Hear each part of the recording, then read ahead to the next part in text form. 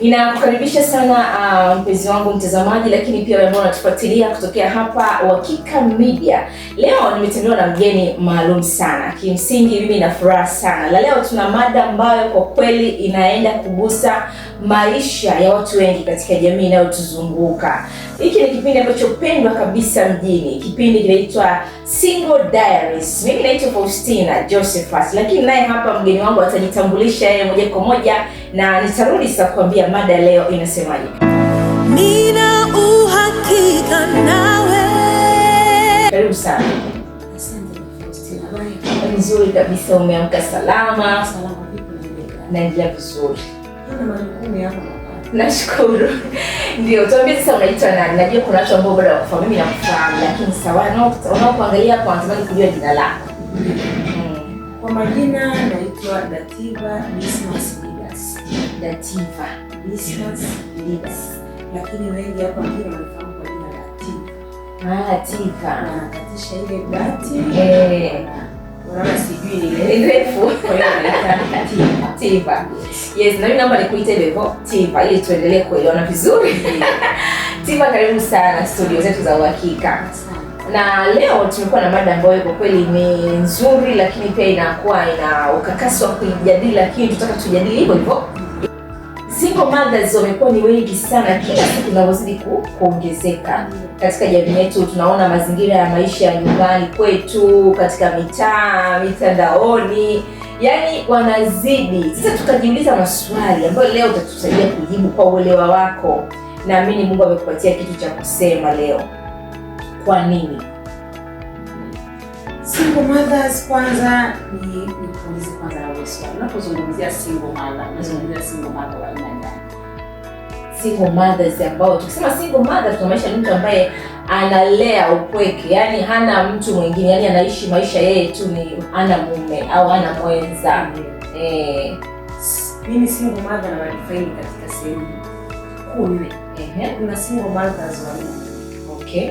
Ninaamini kuna single mothers ambaye amefiwa na mume wake. Huyo ni single mother ambaye siwezi kumwongelea sana kwa sababu sijamuishi. Nimeishi nao lakini sijamuishi. Ndio. Namwongelea single mother ambaye ni binti mdogo ambaye labda anabakwa au kwa tamaa zake anapata mimba za utotoni. Okay. Lakini kuna single mother ambaye yuko kwenye ndoa. Unajua kwamba kuna single mother kwenye ndoa? Yes. Kuna single mother lakini yuko kwenye ndoa. Huyo nitamwongelea kwa sababu nimemuishi. Okay. Lakini namwongelea sasa single mother yule ambaye watu wengi wanamuona. Single mother ambaye analea watoto peke yake. Maybe alishawahi kuwa kwenye ndoa kwa miaka mingi sana. Kuna sababu ambazo zimepelekea kuweza kuacha ndoa yake. Kuacha ndoa yake. Huyo naweza nikamwongelea kwa sababu ninamuishi kwa sasa. Nataka tumuongelee huyo ambaye naona kama vile wamekuwa kidogo katika jamii. Naona hilo kundi lililosema la mwisho ndio limekuwa kubwa zaidi. Kinacho unaniuliza kwamba kwa nini labda wamezidi kuongezeka? Yes. Mimi naweza nikasema sababu kubwa iliyofanya masingle mother waweze kuongezeka kwa haraka kwa kipindi hiki ni wanaume kushindwa kutimiza majukumu yao. Kujitambua kwamba wao ni wakina nani katika hii jamii. Kutimiza majukumu yao kama wanaume, kama baba wa familia. Yes. Kwa hiyo single mother sasa, yani ndio sababu kubwa ya kwanza. Sababu ya pili, lakini nafikiri pia watu wamejitambua pia. Unamaanisha hawa wanawake sasa wamejitambua kwamba sisi ni wakina nani. Tofauti na zamani. Ndio. Tofauti na zamani. Hatuwezi kusema zamani sana kwa sababu hatukuwepo, lakini tunaona wazazi wetu wanatuhadithia. Yes. Maisha walioyaishi. Yes. Lakini pia na uthubutu walikuwa hawana. Walikuwa waoga wa kwanza. Yes, na maana nakwambia kwamba tumeweza kujitambua. Kuna hao wakaka, kuna hao wa baba wanasema kwamba mimi mke wangu alitaka mambo makubwa kiasi kwamba siwezi kuyamudu kama ndoa, kama kaamua kuondoka. Tuna baadhi ya kesi ambazo mimi nazijua na nimeshazishuhudia. Tukienda kwa upande wa wanawake, lakini pia tukirudi pia kwa upande wa jaji sasa kuangalia hawa wanaume ambao tunasema hili kundi ambalo unakuta wanawake sasa hivi wengine wametaka mambo makubwa, anataka kuona kama kuna madam fulani anaendesha gari, mke fulani anaishi maisha mazuri na yeye anataka kama the same life ambayo ameiona kwa mwenzie. Sasa anajaribu kupush kwa huyu mwanaume afikie kwenye hivyo viwango. Hapo kosa ni nani? Kwa mfano mtu akiamua kutoka.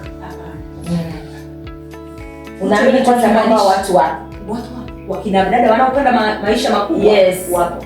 Wapo, yani ninaamini na wameamua kutoka kwenye ndoa zao kwa ajili ya, lakini sio wote. Okay. Na ni wachache sana, hilo kundi ni watu wachache sana. Kwanza nitakupa mfano mzuri.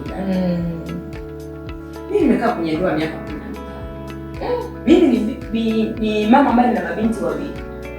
Na binti wa miaka 14 yuko form 4. Okay. Na binti wa miaka 8 yuko darasa la 4. So, ninachokwambia ninakijua. Nimekaa kwenye ndoa miaka 14, tuseme 15 sasa. Lakini nilichokipitia nakijua. Nimeshuhudia malezi ya pande mbili bora ya baba na mama. Yaliyo bora kuliko kitu kingine chochote.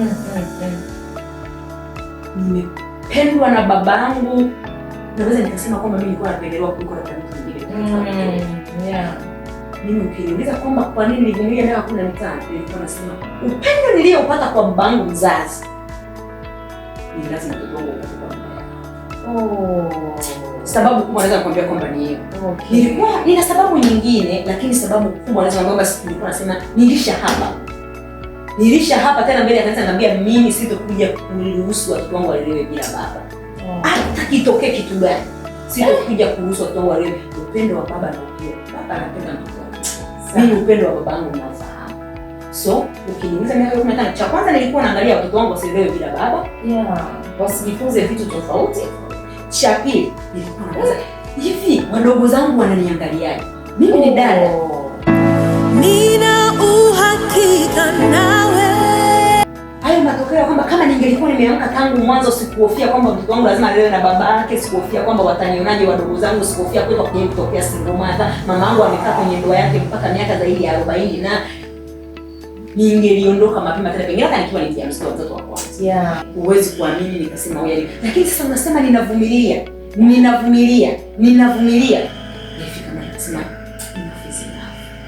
nahitaji nikae na wewe kwa ajili ya kulea watoto wangu. Kwa sababu mapenzi hamna tena. Yes. Unitreat wewe, kwa hiyo mimi sina mapenzi tena na wewe. Najua na wewe una mapenzi na mimi. Lakini nakaa kwa ajili ya kulea watoto. Hiyo kwa ni single in the bedroom. Sasa hiyo ni hatari zaidi kuliko bora wewe single mother ambaye single mother huko kama single mother. Yeah. Lakini nilisema nakaa kwa ajili ya watoto wangu. Kwa hiyo sasa upendo hamna tena. Sasa nikiamini kwamba basi kama mimi unipende ama upendo wao, lakini kitu ambacho nilikuja kuamini aliwahi kunihakikishia binti yangu mkubwa. Akaniambia mama, hamna mtu ambaye anaweza akawa anakuchukia wewe akanipenda mimi. Alishakuniambia binti yangu. Akaniambia serious. Mimi mtoto wangu ananifanya niondoke kwenye ndoa. Walinishauri wao wenyewe. Binti yangu mkubwa alifika na akaniambia mwenyewe. Akaniambia mama, hakuna mtu anaweza akawa anakuchukia wewe akanipenda mimi. Mimi ninakaa kwa ajili ya watoto wangu. Lakini kama watoto wenyewe hawathamini. Sasa nini? Watoto sitaki wale peke yao. Sio kwamba sina kipato cha kulea watoto wangu peke yangu. Mungu ananibariki. Lakini sitaki watoto wangu walewe bila baba. Lakini sasa na maana watoto wangu walewe bila baba, unawafundisha nini wale watoto? Wanaona nini kwenye hiyo ndoa? Wanaona nini kwenye hiyo ndoa? Wanaona nini kwenye hiyo ndoa? Wanajifunza nini? Kesho namaliza miaka 2 ya ndoa yangu. Rasmi nikiwa single. Maisha yakoje sasa tukivuka pote huko? Maisha ya sasa.